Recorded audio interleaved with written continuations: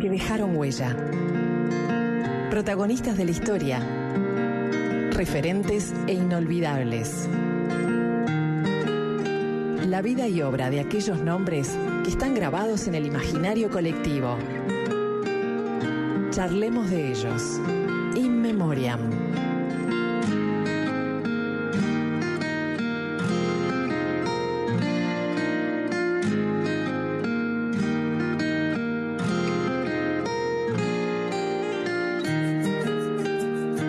La historia de hoy pone foco en la historia. A eso nos desafía resumir la obra de un prócer, un hombre que, según expresa Tabaré Meloño en el libro La causa de los pueblos, era conocedor de la tierra hasta grados de leyenda. Aquel niño inquieto, el joven contrabandista y posterior protagonista del Cuerpo de Blandengues, es, probablemente, una de las figuras más importantes de la historia del Uruguay, del Río de la Plata y alrededores. Hablamos de un héroe nacional, de un mito, de un protagonista directo en la construcción de la identidad de la banda oriental. Es ese que venció y pidió clemencia para sus rivales en la Batalla de las Piedras de 1811. Es aquel que fue derrotado años más tarde y que sufrió el exilio al Paraguay. José Gervasio Artigas nació el 19 de junio de 1764 en Montevideo. El 23 de septiembre de 1850 falleció lejos del país, que lo tomó como ícono. A 257 años de su natalicio, es fecha patria. Es momento de In Memoriam de Artigas. Solo aspiro al bien de mi patria en la justa causa que sigo.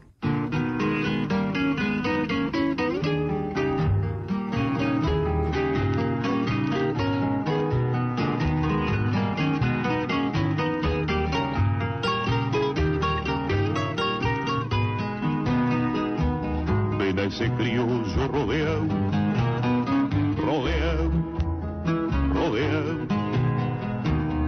los paisanos le dicen mi general. Los paisanos le dicen mi general, va alumbrando con su voz la oscuridad. Y hasta las piedras saben. José Gervasio Artigas nació el 19 de junio de 1764 en Montevideo, en la casa de sus abuelos maternos, Felipe Pascual Aznar y María Rodríguez Camejo. Ubicada en las actuales calles Colón y Cerrito, era el tercero de los hijos del matrimonio de don Martín José Artigas y doña Francisca Antonia Pascual. Fue bautizado el día 21 del sexto mes. Su abuelo paterno, Juan Antonio Artigas, pertenecía al núcleo de los primeros pobladores de la ciudad. Tanto él como su hijo Martín José habían tenido destacadas actuaciones en el desempeño de cargos concejiles o en el servicio de las armas. Eran gente de mediana fortuna, más bien modesta para la época. Juan Antonio llegó al Río de la Plata tras dejar atrás un hidalgo pobre, y al fundarse Montevideo, recibió, como todos los pobladores, un solar, una chacra y una suerte de estancia. Y aprontan los morenos el corazón. Fue don Martín José quien agregó a su corta herencia una estancia en Casupá, otra estancia en Pando y campos en la zona de Chamizo, además de la estancia del Sauce, que su esposa recibiría por herencia. Los Artigas gozaban de merecido prestigio y consideración en el territorio, conquistado con una conducta de severa austeridad y buena convivencia. La infancia de José Gervasio es, en gran parte, una incógnita. Muchos creen que era un chiquilín bastante difícil en tiempos en que la esperanza de vida de los recién nacidos era nula. No hay mayores datos de la etapa en la que sí se conoce que recibió educación.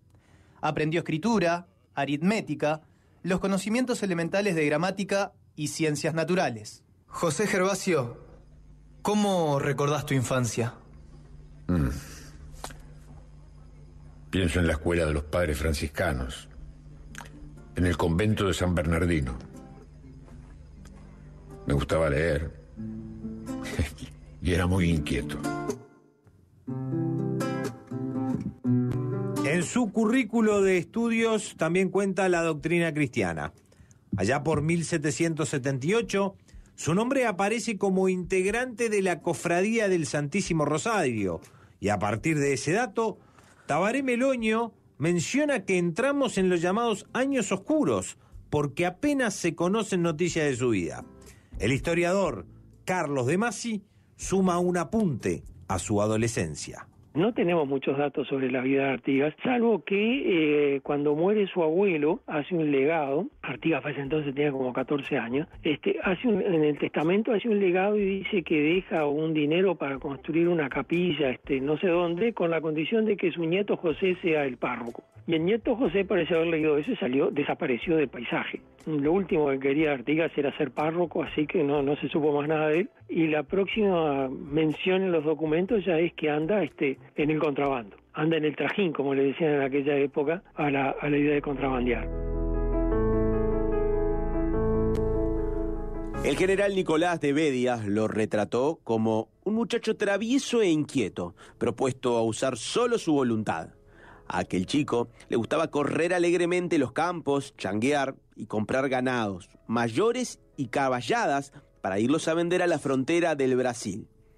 Fue una figura predominante entre sus compañeros y un habitué de la zona de Soriano y los campos de Queguay, asociado a un señor Chatre en la recogida de ganados provenientes de las estancias misioneras. Se cuentan andanzas por las zonas limítrofes con el Brasil, conduciendo más de 4.000 animales al frente de 80 y tantos hombres de armas, o despertando la prevención del gobierno de Montevideo, quien transmite noticias positivas de una crecida tropa que lleva al mando a un vecino de la ciudad. Escuchamos nuevamente al historiador Carlos de Masi. No tiene ninguna referencia más que lo que aparece en los informes oficiales. Se acerca la banda de Pepe Artigas con más de 80 integrantes que vienen arriando ganado, me retiro hacia Melo. Es un informe que hace uno en Aceguá, allá en la frontera de Brasil. Es decir, no hay más datos que esos, muy, muy precarios, y que dan la imagen de una figura que vive un poco en los márgenes de la ley, ¿no? Como era bastante habitual en el medio rural en aquella época. ¿Fuiste un contrabandista? Podría decirse que fui parte de una época de contrabando. Siempre me encargué de mis animales. Fui morador y aprendí mucho de aquellas andanzas. Me permitió conocer la tierra, el territorio y el peligro. Y así fue forjando mi personalidad. Era un morador de la Pradera Oriental, un partícipe en el habitual trajín del contrabando en la zona norte. En esos años adquirió gran madurez y experiencia. Se constituyó como un hombre conocedor de la campaña, no solo en las peripecias de la geografía, sino en la incomparable experiencia del fogón, las fatigas y el peligro. Fue rastreador, fue vaquiano, develó muchos secretos del monte y de las ocultas picadas. Se adentró en el alma del gaucho, del changador y del indio. Ejerció sobre ellos la influencia de un tipo guapo, sereno y decidido. Con ese perfil fue que se presentó al proyectado cuerpo de blandengues tras el aviso del gobernador de Montevideo en 1797, en el que se concedió indulto a los contrabandistas, desertores y demás malhechores vagantes. Tenía la obligación de servir al país por el término de 8 años. Recién ingresado se le confió la misión de perseguir a los maleantes que asolaban la campaña. Su tarea fue destacada, tanto que a su regreso, en enero de 1798, se lo nombró capitán del regimiento de milicias de caballería de Montevideo. Continuó en los blandengues, donde se lo designó ayudante mayor del cuerpo, con el grado de teniente de líneas, y poco más tarde fue propuesto por sus superiores para el cargo de comandante. ¿Y cómo te enfrentaste a tu pasado? Imagino que usted se refiere a mis primeros pasos en el cuerpo de blandengues. Tenía la tarea de mantener el orden en lugares que yo conocía bien. Muchos se convirtieron en enemigos. Me enfrenté al portugués Chávez. Fue importante generar respeto.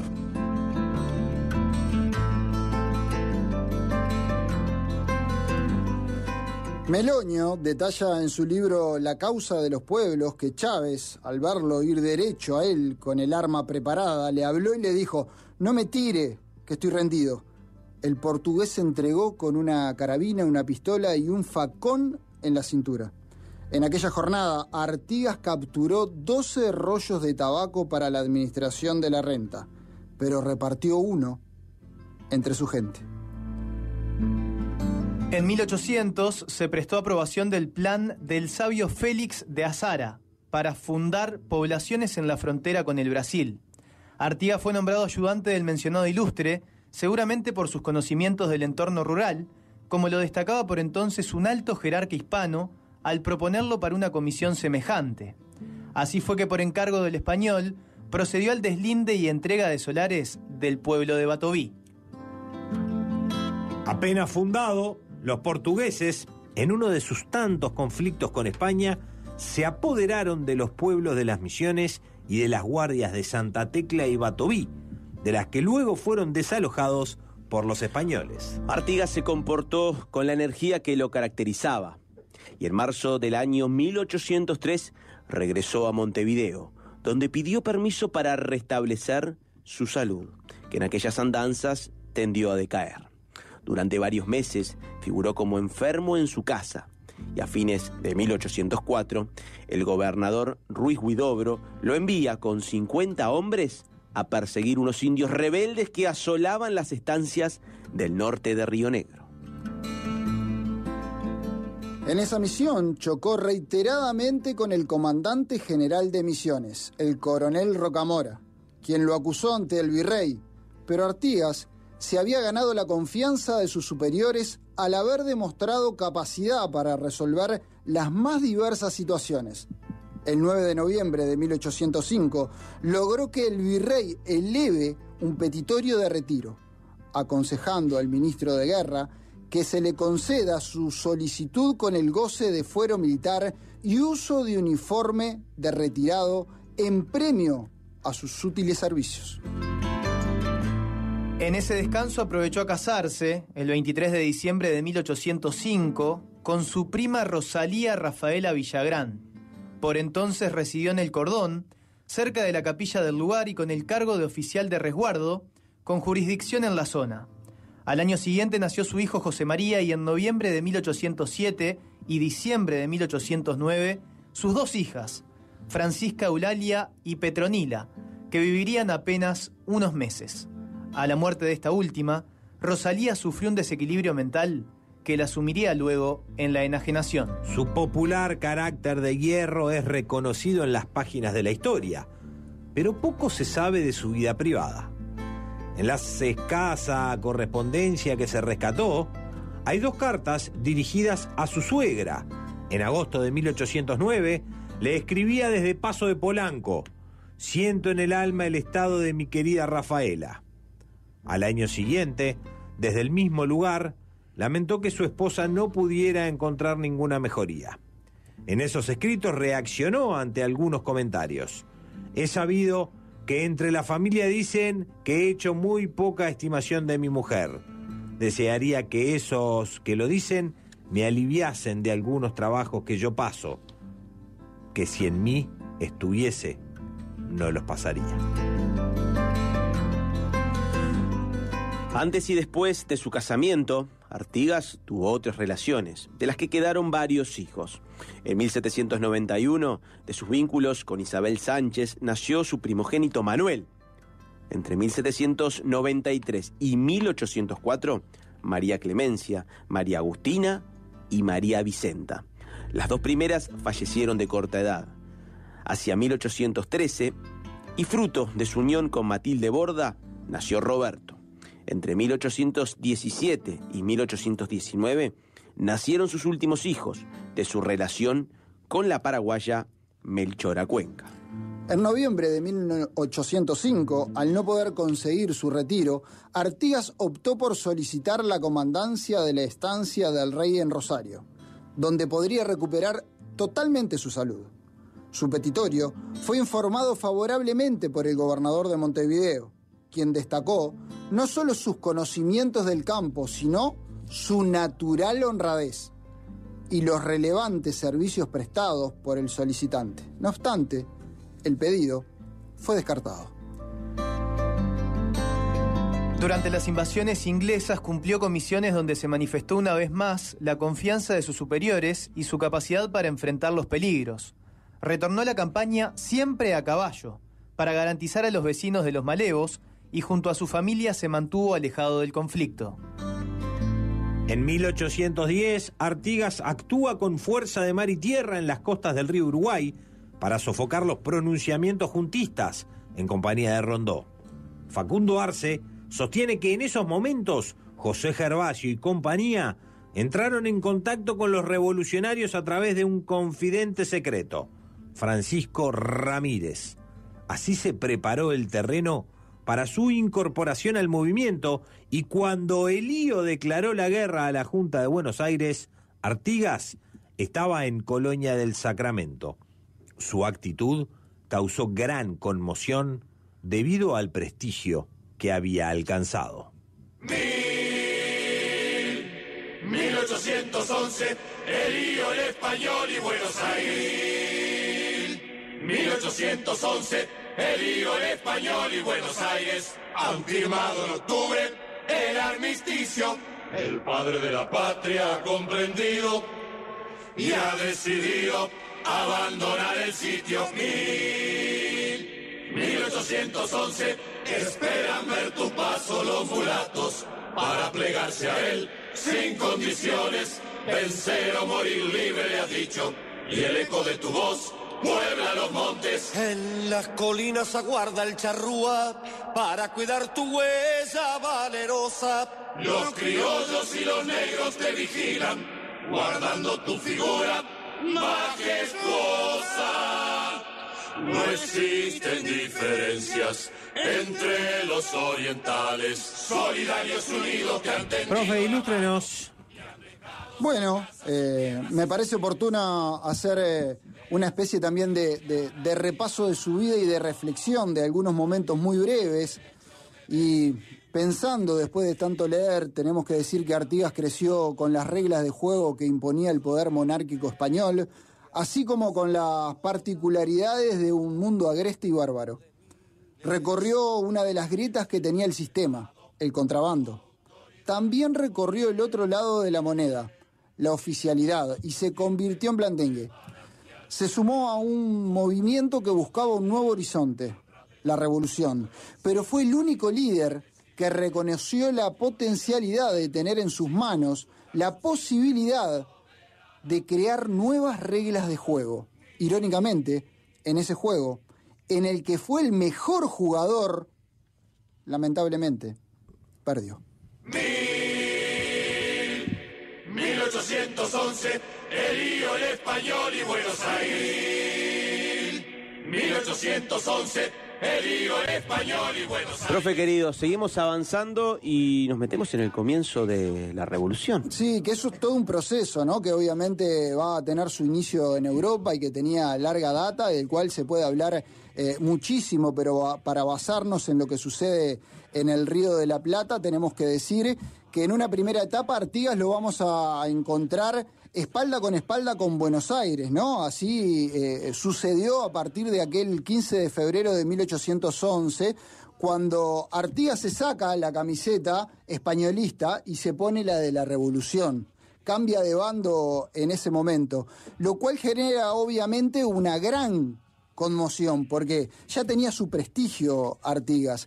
Hay por ahí el testimonio del comandante Salazar, que dice que Artigas era el niño mimado de los jefes españoles. Entonces, ya Artigas con prestigio, a la hora de la decisión de cambiarse de bando, generó completamente una conmoción para todos los españoles de la época. En ese contexto es que va a aparecer lo que conocemos como el grito de Asensio. Un puñado de orientales, cansados ya de humillaciones, había decretado su libertad en la villa de Mercedes, y la primera voz de los vecinos orientales que llegó a Buenos Aires fue acompañada de la victoria del 28 de febrero de 1811, día memorable que había señalado la providencia para sellar los primeros pasos de la libertad en este territorio, y día que no podrá recordarse sin emoción, cualquiera sea nuestra suerte.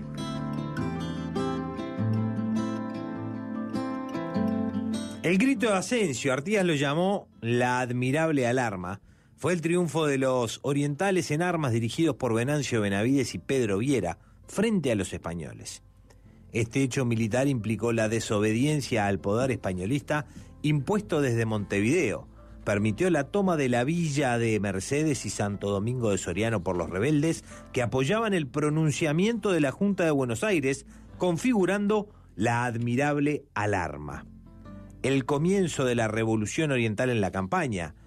Él fue la alborada de la revolución que empieza a conmover a las masas y muestra ya su signo más evidente, su carácter predominantemente rural.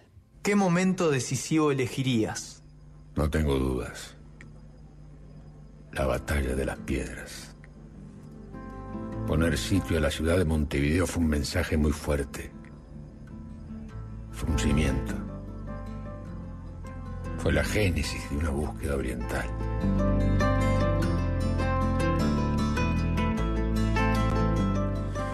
El 18 de mayo de 1811, las fuerzas comandadas por José Artigas derrotaron a las tropas realistas al mando del capitán de fragata José Posadas en la batalla de las Piedras. Ese triunfo decisivo permitió poner sitio a la ciudad de Montevideo. El gobierno de Buenos Aires designó a Artigas coronel del cuerpo de blandengues y la capital vibró de entusiasmo. Tras la derrota en las Piedras, las autoridades montevideanas aceptaron el auxilio ofrecido por el gobierno de Portugal. Clemencia para los vencidos, curada a los heridos y respetada a los prisioneros. En julio de 1811, un ejército portugués comandado por Diego de Sousa, capitán general de Río Grande del Sur, cruzó la frontera en apoyo a Lío. La intervención lusitana, conforme a lo planificado por el virrey, representó una amenaza a la retaguardia del ejército sitiador y contribuyó de un modo decisivo a la búsqueda de la firma del armisticio entre los gobiernos de Montevideo y Buenos Aires. Profe, y ahí llega el momento que se da una sucesión de asambleas bien importantes. Sí, un momento fundamental, clave, porque a partir de este momento, de alguna forma, se empieza a hacer... A ver, alguno puede objetar este concepto, pero se empieza a hacer escuela democrática con el pueblo oriental, porque todos aquellos que durante muchos años no estaban acostumbrados a tomar decisiones porque eran súbditos, a partir de este momento empezaron a encontrar la posibilidad de elegir. Se encontraron con asambleas, la asamblea de que hoy recordamos en el barrio Jacinto Vera, la de la panadería de Vidal, la de la Quinta de la Paraguaya, en lo que hoy es la Blanqueada, la asamblea junto al río San José, y lentamente ahí también empieza a tomar otra dimensión la figura de Artigas como ese hombre que empieza a ser el conductor, pero también el conducido, ¿no? Ese hombre que tiene la capacidad de liderar, pero también de forma muy importante de conducir. Y luego de estas asambleas que algunos hablan que pueden ser el comienzo de la orientalidad, comienza ese recorrido que tiene diferentes denominaciones, que Artigas llamó emigración, que otros hablaron de éxodo o de redota, pero que le da una unidad y una identidad a aquellos orientales que decidieron acompañar a José Gervasio Artigas hasta la Yui, muy, pero muy importante. Dame datos de esa marcha, Leo.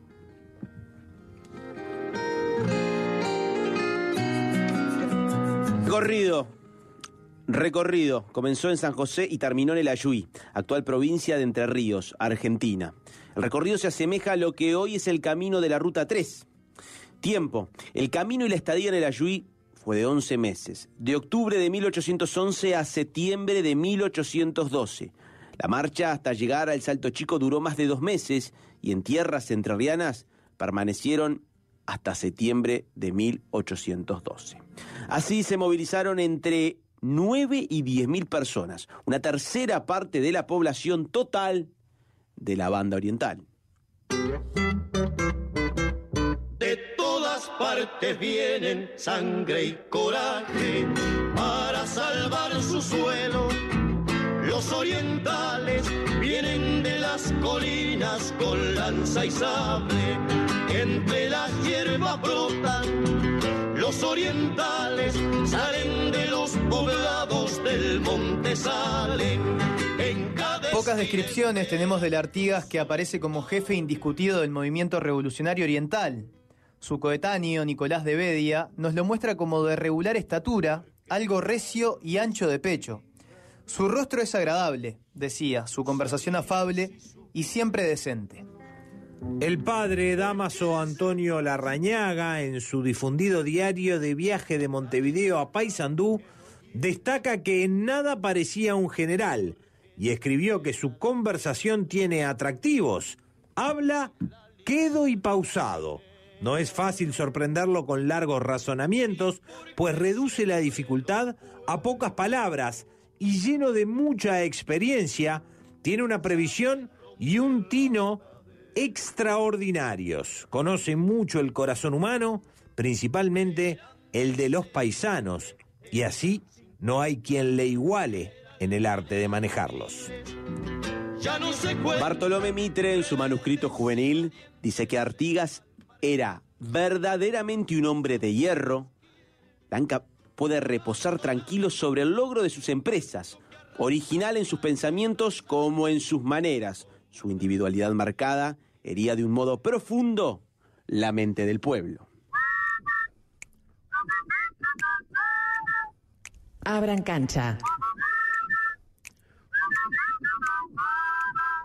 Contamos historias. Momento de meternos en esta segunda parte y antes de ir a la pausa decíamos que el profe nos iba a ilustrar de un conflicto que surge en 1802 entre dos proyectos revolucionarios, profe. Sí, exactamente, y que está relacionado con lo que hablábamos de la estancia del pueblo oriental en el Ayuí, ¿no? En ese momento, cuando Buenos Aires decide enviar a Zarratea para ocupar el lugar de Artigas, claramente se empiezan a quedar reflejadas las diferencias entre un proyecto o un modelo revolucionario y otro, ¿no? De alguna forma se desconoce la autoridad de Artigas porque mandan a un hombre a sustituir a otro hombre que había sido elegido por orientales. Entonces empieza un enfrentamiento muy fuerte ahí, que se va a trasladar después en un enfrentamiento entre las ideas de Artigas y las de Buenos Aires. Queda claramente demostrado un modelo, a partir de este momento, un modelo de revolución centralista, que está basado en un poder central, omnipotente, y por otro lado empieza lentamente a aparecer y dejar a las claras un proyecto en donde la idea de la autonomía de las provincias estaba claramente definida. De alguna forma ese enfrentamiento Zarratea-Artigas esconde detrás otro más grande. El pueblo de Buenos Aires es y será siempre nuestro hermano, pero nunca su gobierno actual.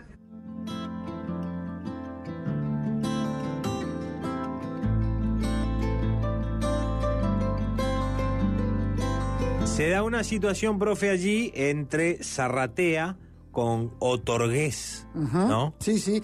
Y es que, en realidad, esta situación particular que se da entre Zarratea y Otorgués, en donde no solo con Otorgués, sino que Zarratea empieza a través de ofrecimientos a seducir a muchos de los líderes artiguistas, son procedimientos que llevó adelante Buenos Aires, que llevó adelante diferentes conflictos armados, ideológicos y propagandísticos. Todo esto se empieza a ver a partir de este momento claramente. Escuchemos, si les parece, a la historiadora Ana Ribeiro, quien explica las diferencias con Buenos Aires y nos pone en contexto. La diferencia fundamental de este caudillo de tipo agreste, este vaquiano profundo que era como Blandengue, este gran conocedor del territorio y del alma de los paisanos, respecto a Buenos Aires, que es el sitio en donde la revolución estalla y desde el cual se lleva la dirección de la misma, tiene que ver con la forma de entender la soberanía de los pueblos. La soberanía que residía en la figura del rey, una vez desconocida, cuestionada, una vez puesto en prisión el rey por parte de Napoleón, una vez cuestionado quién lo sustituye en ausencia, todo pasa a ser tarea de reflexión y tarea de pensamiento político, algo bastante ausente cuando la regla era simplemente la lealtad a la corona y la obediencia. Pensarse políticamente es una tarea nueva, la gente comienza a hacerlo, y la retroversión de la soberanía a sus legítimos dueños, o sea, cada una de las personas, cada uno de los pueblos, da lugar a la discusión de fondo más profunda. Buenos Aires entiende que, como es la capital del virreinato, tiene que condensar la soberanía que antes tenía el rey y enviaba a un representante. La banda oriental y el artiguismo dicen, si la soberanía retrovierte a nosotros, ¿por qué Buenos Aires la retiene? Si Buenos Aires tiene la postura y la posición que tiene, es porque se la dio la corona española, pero si no estamos reconociendo la corona española, entonces el pequeñísimo pueblo de Santa Lucía de las Saladas, el pequeñísimo pueblo de Víboras, recupera la porción que sea, así sea pequeñita, de soberanía y tiene derecho a organizarse respecto a sus propias leyes, con su propia gente, con sus propias asambleas y discusiones de vecinos. Discutir la soberanía y reclamar la autonomía de los pueblos, la soberanía particular de los pueblos, es la clave de todo el proceso revolucionario y es la clave de la lucha de Artigas.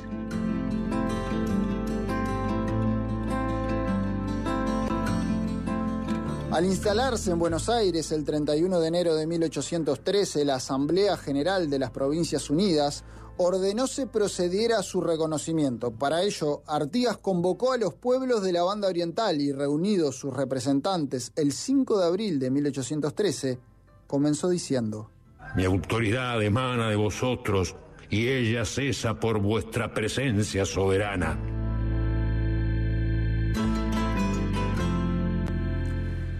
Ahora vamos a escuchar a la historiadora y decana de la Facultad de Humanidades, Ana Frega, quien aclara el concepto de soberanía popular. En el artiguismo yo creo que están muy fuertes las dos acepciones que les voy a comentar. La soberanía popular, entendiendo ese carácter, digamos, radical de la revolución, donde una población de distintos espectros sociales, étnicos, culturales, que se moviliza a partir de la crisis de la monarquía y que encuentra en el artiguismo una expresión. Sí, cuando hablamos del reglamento de tierras, ¿quién no se acuerda de ese artículo 6 que dice, teniendo la prevención del reparto de tierras, de que los más infelices sean los más privilegiados? Bueno, hay una idea de soberanía popular en el entendido de que la revolución está poniendo a esos sectores caracterizados por su pobreza material, caracterizados por estar subordinados, ya sea a los grupos políticos o económicos que eran dominantes antes de la revolución, que encuentran acá un lugar, ¿no? Es ese caudillo Encarnación Benítez que está, digamos, señalando que la revolución tiene que abarcarlos a ellos, que son los que decididamente han estado poniendo el pecho ante las balas en las circunstancias. Pero entonces una soberanía popular supone restituir a esos sectores plebeyos que se consideraba que no tenían acceso a la política, bueno, restituirles ese derecho.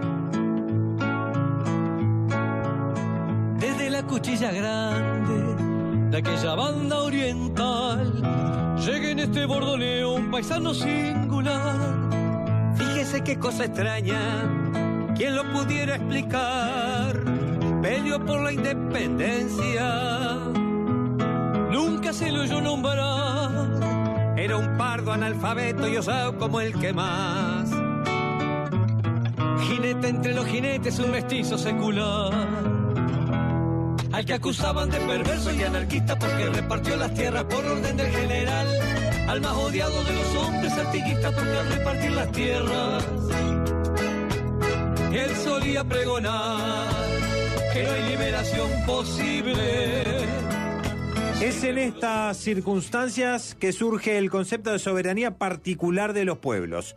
Previo a tener una constitución, se buscaba asegurar una herramienta política que los protegiera de nuevas arbitrariedades de Buenos Aires. La base era la autodeterminación de los pueblos. Sobre esto también tenemos el placer de escuchar a Ana Fraga. Esa soberanía particular de los pueblos y esta expresión que le puede resultar tan rara a la gente forma parte de un documento de 1813. Esa soberanía particular, esa idea de que los pueblos, en plural, son libres, en el caso de la provincia oriental, tiene que ver con considerar incluso poblaciones pequeñas, no solamente aquellas que tenían un cabildo, como depositarias de la soberanía. Pero pensando en los términos más amplios, también en otros lugares del antiguo virreinato y que van a formar parte de la Liga Confederal que el artiguismo impulsa, estamos hablando, por ejemplo, de pueblos de indios, que en el esquema español tenían menos derechos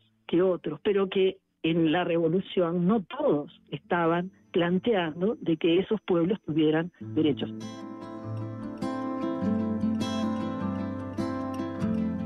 Profe, escuchábamos a Ana Frega. Las claves de las instrucciones del 13, los conceptos de independencia, república y federalismo. Sí, es verdad, y empezamos a transitarlo, hacía Ana Ribeiro, lo hizo Ana Frega, y hablamos de conceptos vitales en el ideario artiguista. Obviamente que las instrucciones del 13 manejan los conceptos de independencia, república y federalismo, pero sobre las bases de la soberanía popular, ¿no? Y claramente se empieza a establecer una distancia cada vez más grande, ideológica, entre Artigas y Buenos Aires. No solamente nos va a separar el río, también el pensamiento. Un pensamiento que era inevitable que Buenos Aires lo rechazara. Ustedes fíjense que en una parte del documento dice: cada provincia retiene su soberanía, libertad e independencia y todo poder, jurisdicción y derecho que no es el delegado expresamente por la Confederación a las provincias unidas juntas en Congreso. Y era inevitable,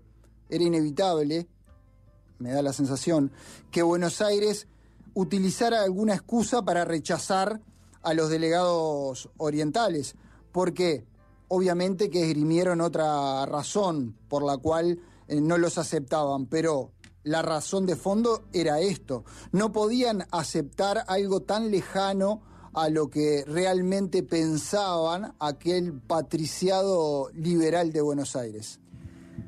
El divorcio entre Artigas y Buenos Aires llevó a que el 11 de febrero de 1814 el gobierno, justamente de Buenos Aires, declarara a Artigas infame, privado de sus empleos, fuera de la ley y enemigo de la patria. Lo declaró traidor a la patria. Se le hacía pasible de persecución, autorizándose su muerte en caso de resistencia y pagándose un premio de 6.000 pesos para el que lo entregara preso, vivo o muerto. ¿Te dolió que te llamaran traidor? Sí. Fue un momento muy duro. Le pusieron precio a mi cabeza, pero no me impidió seguir persiguiendo mis ideales. Le preguntamos al profesor Carlos de Masi sobre la decisión de Buenos Aires, el hecho de que hayan puesto un precio a la cabeza de Artigas. También es cierto que Buenos Aires ahí se pasó un poco de rosca y lo que pretendió concretamente fue asesinar a Artigas. Es decir, intrigó para matarlo, para quitarle la posibilidad de tener el vínculo con las tropas. No querían dejarlo llegar a las provincias. Claro, llegó a la provincia de Entre Ríos y prácticamente se puso a la provincia al hombro. Y eso pasó también en Santa Fe y en Corrientes y etcétera. Entonces eso llegó a que en determinado momento Buenos Aires, perdiera el control de la situación y lo que hiciera fue intrigar para el asesinato. Es decir, una cosa que es muy interesante porque generalmente se considera que los gobernantes de la ciudad son más políticos y más sofisticados y los rurales son más bien bárbaros y partidarios de esas decisiones salvajes, pero sin embargo allí hubo una conspiración para asesinarlo en la cual participó Torres, que también tuvo una actitud bastante, que era su primo, que tuvo una actitud bastante complicada porque le ofrecieron unas libras de oro y unas pistolas, etcétera, se las aceptó y pues no cumplió su parte, digamos. Pero en fin, es un momento complicado.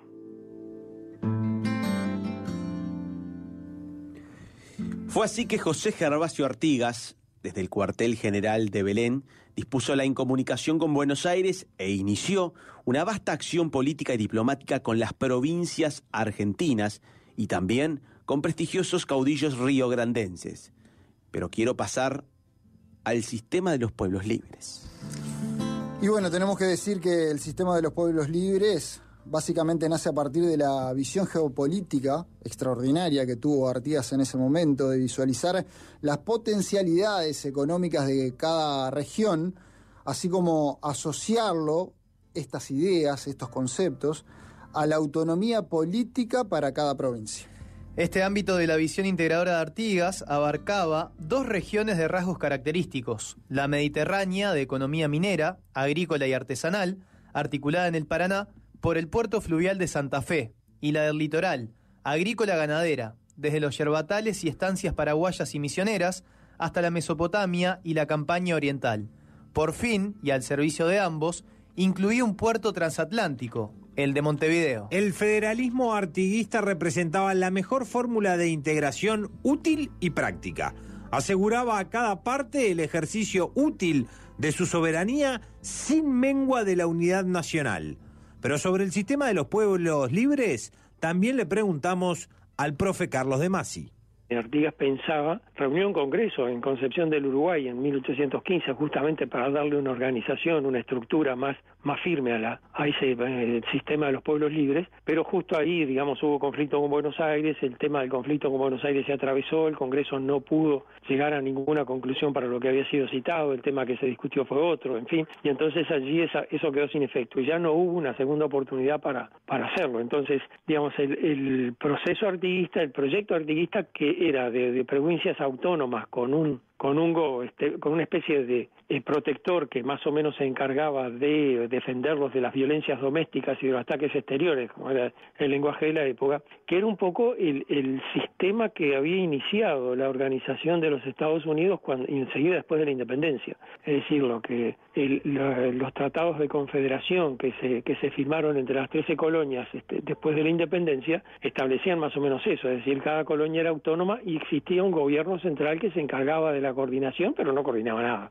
Es decir, Artigas había leído una historia de la Revolución de Estados Unidos, pero la historia que él había leído terminaba con la organización esa confederal que fue muy breve, no duró mucho, pero Artigas no sabía cuánto había durado, y que ya en 1788, 87 se sustituyó por la organización que después fue federal. Entonces, lo que Artigas llama federalismo, en realidad es una etapa anterior al federalismo, en el cual las provincias las colonias norteamericanas que formaron después los Estados Unidos mantenían su autonomía, y etcétera, que es un poco la idea que Artigas tiene, pero ese proyecto no funcionó justamente porque, es demasiado inorgánico, es decir, en definitiva, eran como 13 países independientes. Sangre y coraje para salvar su suelo. Los orientales. La esperanza que significó la Revolución de Mayo en cuanto a que las provincias pudieran tener oxígeno y no estar atadas a las restricciones de Buenos Aires, lentamente se fueron desvaneciendo. Ahora, la propuesta de Artigas reactivaba la esperanza, ya que reactivaría sus economías. A partir de 1815, el ideario artiguista corre como reguero de pólvora por gran parte del territorio. Salvo Paraguay, que se pronuncia neutral, varias provincias comienzan a unirse a los planes artiguistas. Santa Fe, Córdoba, Entre Ríos, Corrientes, Las Misiones. Simultáneamente, el 26 de febrero las tropas artiguistas entraban en Montevideo, dando fin a la dominación porteña. Surgía así, en torno de la figura de Artigas, el sistema de confederación formulado en el año 13. Aunque reducido al ámbito de las provincias mencionadas, la Liga Federal, como se le llama habitualmente. Cada una de las provincias había declarado independiente y había designado sus propias autoridades, proclamando a Artigas como su protector. Concretaban así sus aspiraciones políticas de autodeterminación y daban satisfacción a sus intereses económicos. Artigas, por su parte, ejercía sus funciones de protector con el carácter de una magistratura suprema. De él partían las grandes orientaciones políticas y de administración. Y este es un momento cumbre realmente en la historia de Artigas. Entonces, ¿cuántas fantasías muchas veces nos hacemos a la hora de imaginarnos aquel personaje con tal poder para administrar. Y es por eso que vamos a un fragmento de cómo lo veía en aquel momento un comerciante inglés de nombre o apellido Robertson. Dictando a 2 secretarios que ocupaban en torno de una mesa de pino las 2 únicas sillas que había en toda la choza. El piso de la choza, que era grande y hermosa, en que estaban reunidos el general, su estado mayor y sus secretarios, se veía sembrado de ostentosos sobres de comunicaciones procedentes de todas las provincias, distantes algunas de ellas 1.500 millas de ese centro de operaciones y dirigidas a su excelencia, el protector. En la puerta estaban los caballos jadeantes de los correos que llegaban cada media hora y los caballos de refresco de los que salían con igual frecuencia. Pienso que si los negocios del mundo entero hubieran pesado sobre sus hombros, habría procedido de igual manera. Parecía un hombre abstraído de bullicio y era, de este solo punto de vista, si me es permitida la alusión, semejante al más grande de los generales de nuestro tiempo. Su excelencia me recibió no solo con cordialidad, sino también, lo que me sorprendió aún más, con los modales de un caballero y de un hombre realmente bien educado.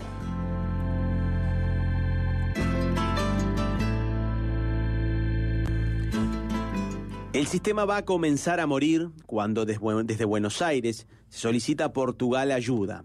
Y esta toma Maldonado, Montevideo y Colonia. Privado de los puertos atlánticos, el sistema comenzó a desmoronarse. Los pueblos procuraron un entendimiento con Buenos Aires. Sin los puertos, el sistema de los pueblos libres había dejado de interpretar las soluciones reclamadas por los pueblos del litoral. La llave maestra, los puertos, los habían perdido. Tano, Leo, Gera, hablar de la historia de Artigas obviamente que es hablar de varios momentos importantes de la historia, de nuestra historia, y en este In Memoriam seguramente nos tenemos que saltear algunos, seguramente nos salteamos otros, pero también queremos centrarnos en algunas páginas importantes, Gera, y el reglamento de tierra seguramente sea uno de ellos. Sí, es un momento muy importante, ¿no? La realización artiguista quizás más trascendente en el ámbito de la provincia fue el reglamento provisorio para el fomento de la campaña y seguridad de sus hacendados, que tiene fecha de 10 de septiembre de 1815. Es el momento en donde se empieza a profundizar la revolución por los conceptos que de allí van a nacer, por el criterio político y social que se va a tener a la hora de pensar a quién se le va a quitar las tierras, a quién se le van a adjudicar y de qué forma, la contrapartida que tenía que haber, que esto es un tema muy importante también, ¿no?, a la hora de entregar las tierras, pero hay aquí una justicia social que habla muy bien de lo que fue el ideario artiguista.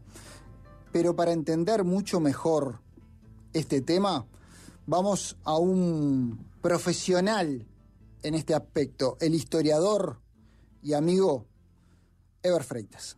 Es un escenario donde se percibe un escenario agitado, donde hay un enfrentamiento entre el arriba y el abajo, podríamos decir, donde el orden social que proviene de la colonia comienza a tambalearse. Allí están, digamos, los propietarios, la clase privilegiada, y les preocupa que en ese escenario de guerra, estos que son los de abajo, los más infelices, lograran impulsar lo que ellos aspiran, que es el reconocimiento de derechos de la apropiación de tierras y de ganados. Apropiación directa que se las estaría otorgando el derecho revolucionario. Es una guerra que se radicaliza y el control lentamente pasa a manos de estos sectores más populares. El plan de distribución de tierras, que es el aspecto más trascendente, implicaba en primer término establecer cuáles eran las tierras disponibles. Para ello primaba un criterio político. Eran las de los emigrados, malos europeos y peores americanos. Estas tierras eran decomisadas sin indemnización alguna, pero debía distinguirse si se trataba de solteros o casados, ya que en este último caso, según el número de hijos, se podría dejarle una parcela para su sostenimiento. Lo explica al detalle y de gran forma una vez más el profesor Eber Freitas. Es un documento donde el protector de los pueblos libres logra aunar algunas ideas que ya estaban en los documentos españoles del arreglo de los campos, pero que no se habían podido aplicar, pero que le incorpora ahora una impronta revolucionaria, una matriz radical, una especie, digamos, de cuchillo a fondo en la revolución. Promueve la cría de ganado de rodeo, promueve fijar la población rural en las tierras repartidas y promueve la seguridad de la campaña. Estas tres cosas ya estaban en los planes españoles, no es una innovación, pero hay diferencias y esas diferencias son muy importantes. Algunas de ellas dispone, por ejemplo, que las tierras, las estancias que se van a repartir sean las de que él llama la de los malos europeos y peores americanos. Y esto permitía que se iban a distribuir a quienes están peleando por la revolución las mejores tierras, no las de la frontera, que eran las que ofrecieron los españoles, sino que las que están ubicadas predominantemente al sur del Río Negro, sobre el litoral oeste, y no las de la frontera, porque allí había permanentemente disputas por la frontera y por la propiedad con los lusitanos y con los indígenas bravíos. También establece que esas tierras que se van a entregar a estas familias pobres sean fruto de una confiscación lisa y llana de esos terrenos. No hay acá un otorgamiento, digamos, en otra condición. Aquí se confisca el terreno y se le otorga al nuevo ocupante, primero en carácter de usufructuario y luego debería recibir el título de propiedad correspondiente. Y esto obviamente pone en tensión la opinión de las clases dirigentes, que entienden que el derecho de propiedad está siendo afectado. Claro, derecho de propiedad que lo consideran sagrado e inviolable según su ideología liberal. El artiguismo camina por otra ruta. La verdad, camina por otra ruta. Acá está aplicando el derecho revolucionario. Cuando Artigas reparte tierras y cuando Artigas confisca tierras, está aplicando la idea de castigar a los enemigos y premiar a los patriotas. Es decir, que rompía con aquella práctica usual de mantener las jerarquías sociales, sino que creaba una nueva clase social de medianos poseedores vinculados a la revolución. Por eso decíamos que el orden social se tambaleaba.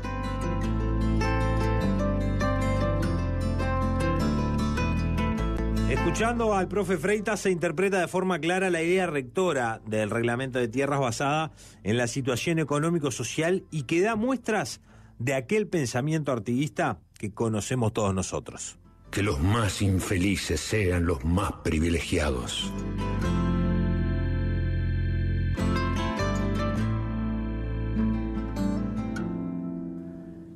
En enero de 1816, Artigas le escribía a Barreiro anunciándole que los portugueses se vienen. Agrega que al interés de aquella corona se añadían los esfuerzos de los emigrados españoles, porteños y montevideanos radicados en Río y las intrigas de Buenos Aires. El patriciado porteño veía en el artiguismo un foco disolvente de anarquía crónica. Estaban preocupados por la posible pérdida de sus privilegios, amenazados por la infección artiguista. Por ello es que recurren a la corona portuguesa. Así es que en 1817 las fuerzas portuguesas ingresan a la banda oriental por diversas vías y se apoderan de Montevideo. La resistencia de Artigas a partir de ese momento estará centrada en la campaña. En un momento de angustia militar ante el avance de los portugueses, se plantea la posibilidad de firmar un acuerdo con Buenos Aires, la cual solicitaba jurar obediencia al soberano Congreso y al Supremo Directorio. Escuchen, esta fue la respuesta de José Gervasio Artigas.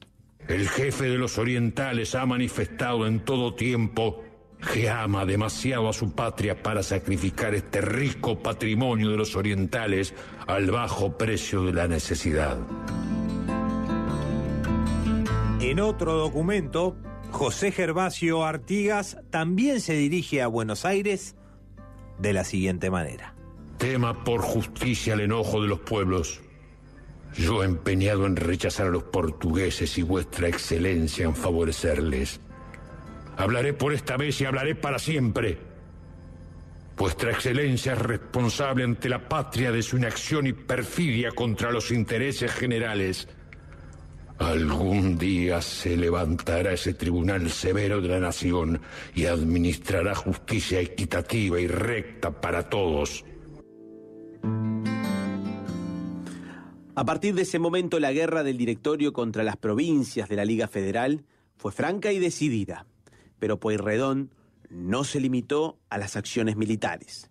Quiso también derrotar a Artigas en base a la propaganda y a la calumnia. Ordenó la publicación de un libelo difamatorio, el cual califica a Artigas como insubordinado, inobediente, rebelde, traidor, confabulado con los españoles para esclavizar nuevamente al país. Se le dio amplia difusión a través de los alcaldes y curas párrocos. Esto serviría de base para la llamada leyenda negra, y Artigas comentó al respecto, dicen: mi gente no sabe leer.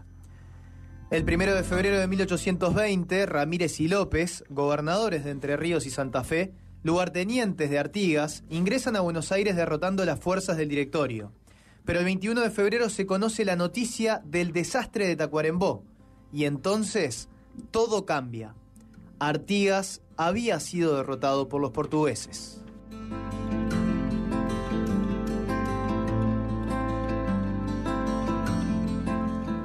Con la derrota de Tacuarembó, Artigas ya no estaba en condiciones de dar directivas. Sus principales tenientes han caído prisioneros o lo han abandonado. La fatiga, el desaliento, ganan los restos de sus ejércitos. La esperanza de vencer a los portugueses se quiebra, y ante la cruda evidencia de los hechos. A partir de aquí comenzarán las negociaciones entre los lugartenientes de Artigas a sus espaldas con Buenos Aires, lo cual se terminará concretando en el Pacto del Pilar.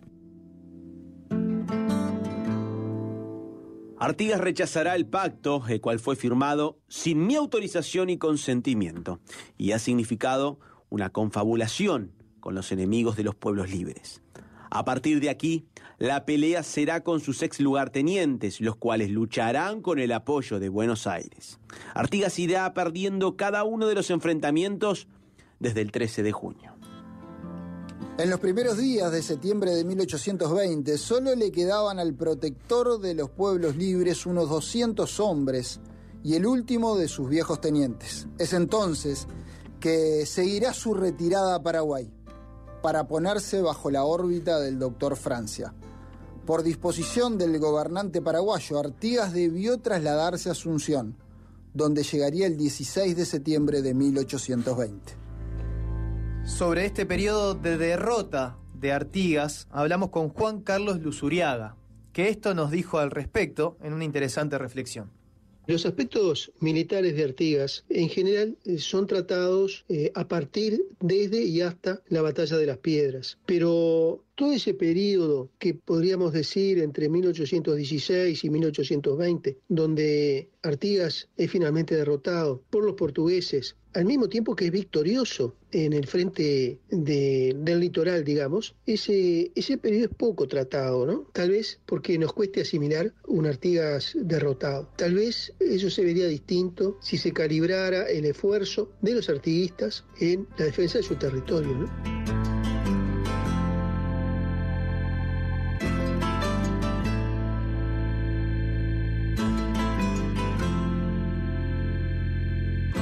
No solo nos queríamos quedar con una visión uruguaya de la obra de Artigas, y cruzamos el charco para pedir el testimonio del historiador Eduardo Nocera. Yo comprendo a Artigas como un jefe confederado, y de todas las aristas, entonces, que esta posición me permite observar, destaco la incidencia de Artigas en las bases institucionales argentinas. Con Artigas, las provincias manifiestan la búsqueda de un consenso interprovincial para la unión nacional. Y esto, bueno, por supuesto, con la convicción de lograr la organización de un Estado unificado. Este Estado unificado es a ambas orillas del Río de la Plata. Por consiguiente, se trata de un jefe confederado unionista, un hombre que es la gran figura del reencuentro, del religue de los pueblos que habían sacudido su rostro de todo yugo español, realista e incluso portugués. Por consiguiente, pretendían indudablemente conformar un Estado con las bases de un tronco que debía orientar en ese panorama, por momentos tan desorientado, bajo la forma confederal, claro, una patria común, un proceso histórico constitucional inequívoco. Y allí está Artigas, con esas bases institucionales, regionales, unionistas, confederales, triunfantes, en definitiva, en grandes momentos de ese proceso histórico, imponiendo un modelo de hecho y liquidando, claro, para siempre todos los devaneos dinásticos de la etapa. En su primera estancia en Asunción, Artigas fue recluido en el convento de la Merced, siendo inútiles sus tentativas de entrevistarse con el doctor Francia, y el 25 de diciembre, este dispuso que pasara a la villa de San Isidro de Curuguatí, proveyéndolos de los efectos que puedan ser útiles para su decente vestuario y ropa interior. En aquella zona yerbatera, Artigas construyó su propia casa, de 4 habitaciones, con ladrillos y adobes y techo de tejas. Allí se convirtió en el padre de los pobres, por el auxilio de todo orden que proporcionaba a los más necesitados. A la historiadora Ana Frega le preguntamos sobre la etapa del exilio y la estancia del prócer en Paraguay. Es un paréntesis que en realidad se prolongó durante 3 décadas. ¿Y qué quiero decir con esto? Que durante el periodo de las guerras, uno era derrotado, uno iba a un territorio donde podía recomponer sus fuerzas, donde podía volver a armarse. Entonces, la idea de las migraciones era una idea que estaba presente. En 1811, para mencionar algo que todos los oyentes deben tener presente, cuando se pierde en la provincia oriental porque hay una invasión portuguesa y hay un acuerdo para que en la provincia vuelvan a gobernar los españoles, se retiran, ¿no?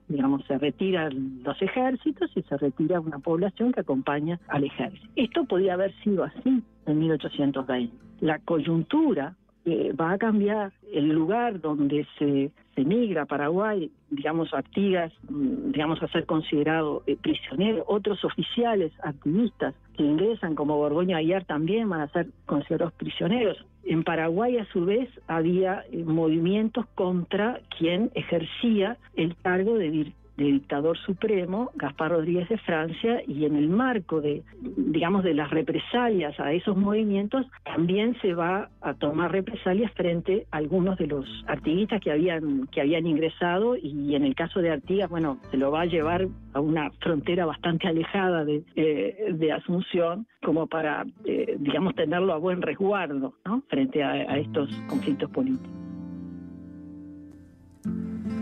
Unos 20 años llevaba Artigas en tierras paraguayas cuando murió Francia, el 20 de septiembre de 1840.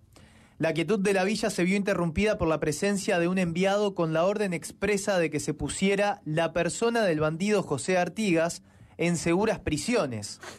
Artigas tenía 66 años en ese momento, hacía casi 20 que había cambiado la espada por el arado y, sin embargo, todavía despertaba temores. Casi 6 meses estuvo en prisión. El 12 de marzo de 1841, las nuevas autoridades paraguayas le concedieron la libertad y un año después le indicaron que podía volver a su patria. Artigas agradeció y decidió quedarse. En 1844, uno de los cónsules, Carlos Antonio López, fue electo presidente y al año siguiente le ofreció al viejo protector el cargo de instructor de un ejército de la República, si el estado de salud y su edad se lo permitían. Artigas ya no estaba en condiciones de aceptar el cargo.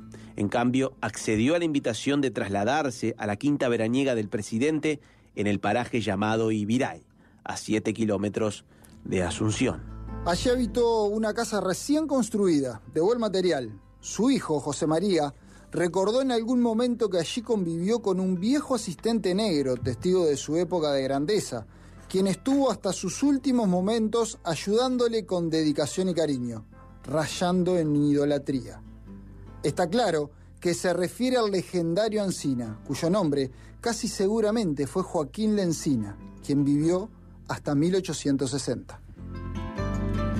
El 23 de septiembre de 1850, luego de una breve enfermedad, moría Artigas en Paraguay, con la única compañía de su asistente. Sus restos fueron transportados en una carreta hasta el cementerio de La Recoleta, en Paraguay, con un reducido cortejo, encabezado por uno de los hijos del presidente López. Según recogemos del libro La causa de los pueblos de Tabaré Meloño, el 28 de octubre de 1850, Aparecía en el semanario oficial El Paraguay Independiente una breve nota necrológica. Artigas ha resistido con pocos recursos todo el poder de Buenos Aires y disputó la superioridad de las fuerzas del Brasil.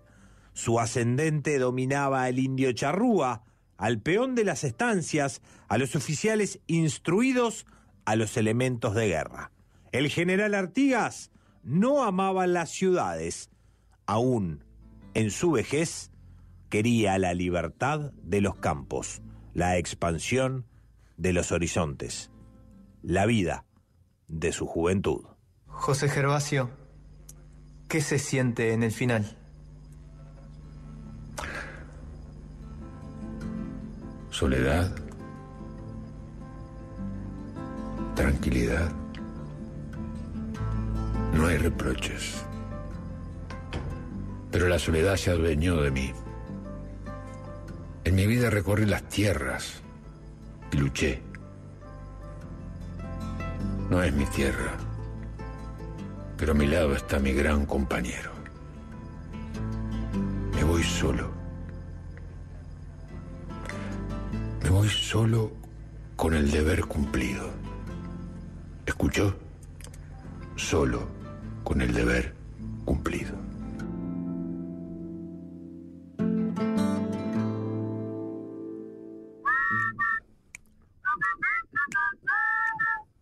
Abran cancha. Contamos historias.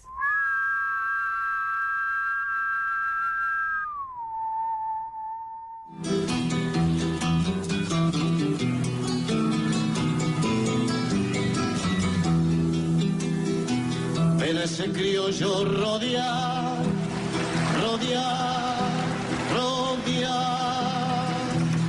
Los paisanos le dicen mi general.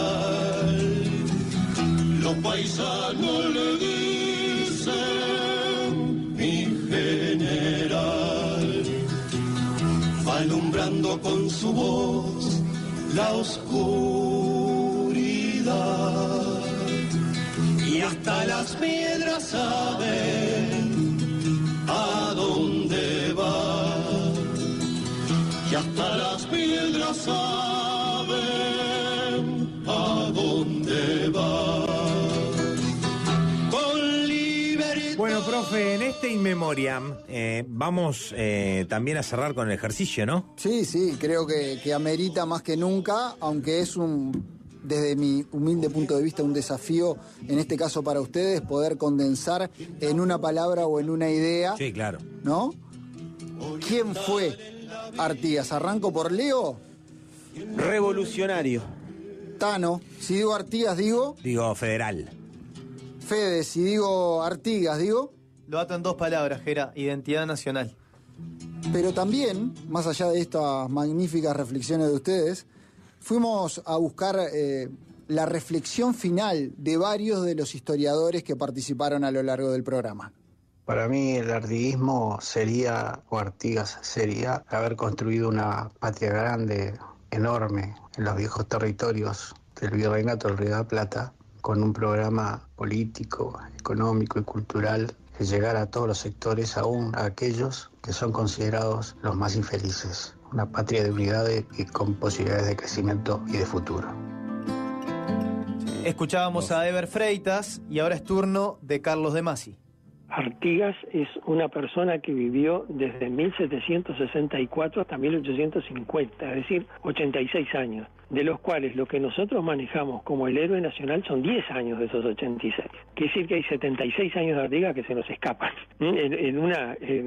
La pastilla que yo te puedo dar se refiere a algo que resuma la acción de Artigas en ese tramo específico de los 10 años que él actúa como jefe de la revolución, ¿no? Y yo te diría, si tengo que elegir una, la que más me gusta, y es la que se utiliza mucho, me parece que resume mucho las ideas ideas de Artigas en muchos aspectos, es aquella que dice en el reglamento de 1815 que le aconseja a las personas encargadas de hacer el reparto de tierra, les dice con prevención de que los más infelices sean los más privilegiados. Es decir, esa situación, que además después lo amplía un poco y dice los indios en negros libres, zambos, criollos pobres, todos esos, así los enumera. Ahí, digamos, hay un dato muy interesante sobre cómo Artigas imaginaba la sociedad postrevolucionaria.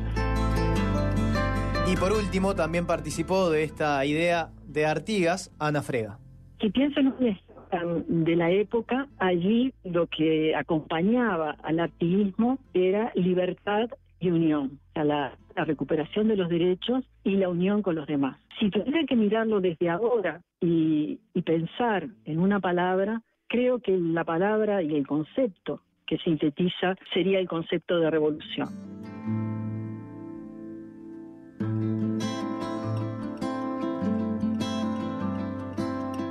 Hablaron todos los profes, todos dieron su reflexión, y el profe nuestro, el profe de Abran Cancha, Artigas, en una idea. Hablaron unos monstruos, bueno, unos historiadores que son unos monstruos. Este humilde docente de historia, pensando en Artigas, creo que me quedo con ese legado que nos deja para repasar permanentemente respecto a la justicia social.